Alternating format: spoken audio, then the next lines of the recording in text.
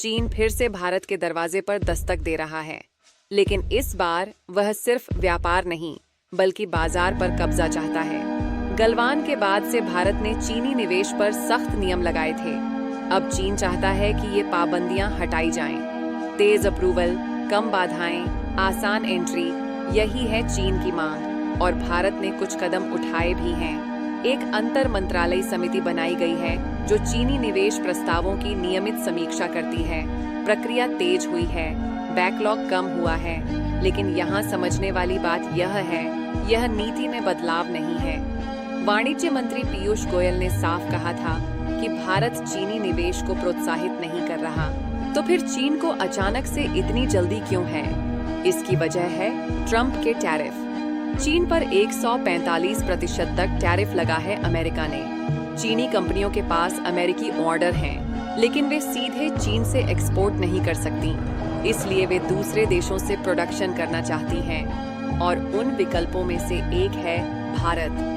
Supply chain rewiring का यह सुनहरा मौका चीन गंवाना नहीं चाहता। लेकिन चीन की मानसिकता देखिए, एक तरफ तो वे भारत में व्यापार करना चाहते हैं, दूसरी तरफ भारत की निर्माण क्षमता पर सवाल उठाते हैं। चीनी टिप्पणीकार पूछते हैं, क्या make in India make in China को रिप्लेस कर सकता है?